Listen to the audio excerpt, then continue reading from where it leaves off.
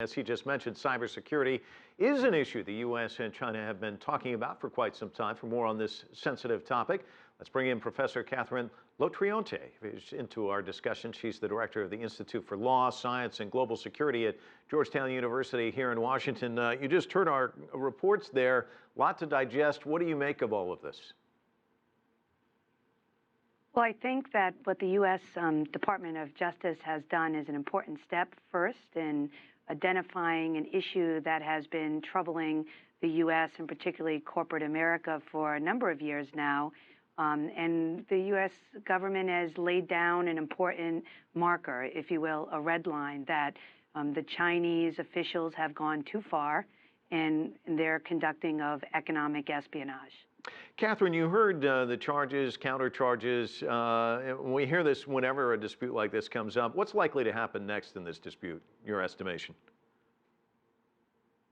So there's one issue is related to the actual indictment in a potential case versus kind of the political and diplomatic relations that will be affected by this between China and the U.S. First, to the legal case, although it's critically important that the U.S. government has used its law under the rule of law here and brought forth some important indictments for those that have violated U.S. criminal domestic law. The likelihood of the Chinese officials being brought to the United States to stand trial is probably minimum. Well, we have no extradition treaty with China. China has indicated that they believe these are trumped-up charges. Therefore, likelihood that no one in China, the Chinese government, is not going to hand any of these individuals over. One impact, though, may be that it at least restricts the travel of these individuals. If they were likely to travel, they're probably going to think twice about it. If they end up traveling, it could be that allies in other states could provide these individuals over into U.S. custody for a trial. But with that likely not to happen, at least not anytime soon, the more immediate impact, if you will, the fallout or the effect, will be what we are seeing already, the Chinese response to these charges. We've seen already that there will be a ripple effect, that China won't necessarily abide by international legal rules about cooperating on criminal prosecution.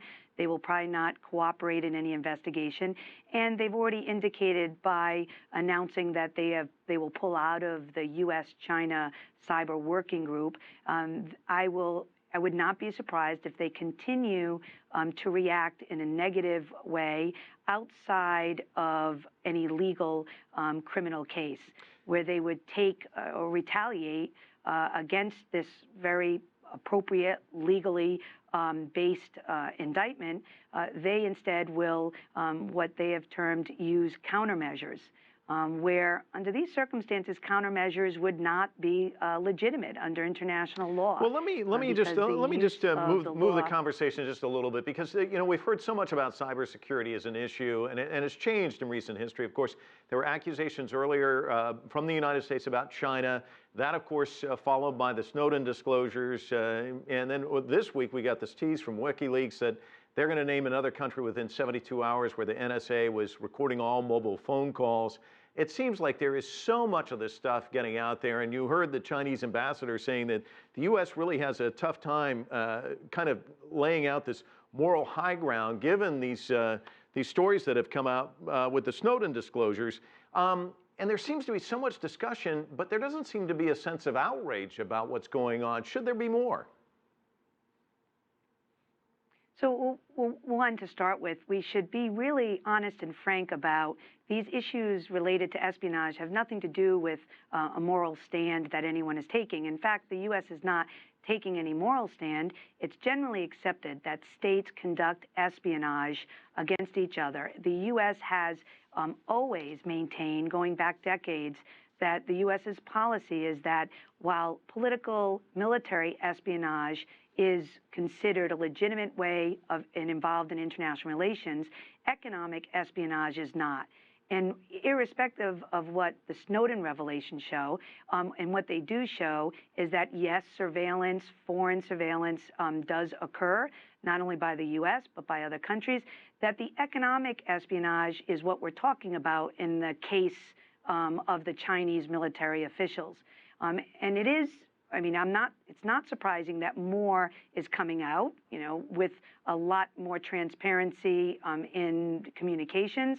We will likely see much more of a discussion and more leaks about more countries as well and how they're conducting surveillance. But this issue about the indictment is about a specific kind of espionage that we can't lose sight of, and that is using a state's intelligence capability and military to collect trade secrets and attorney-client privilege of companies, and then turning around and giving that data to your own companies so they can get a competitive edge against other American companies. All right, Catherine Lotrionte joining us from Georgetown University. Thanks so much.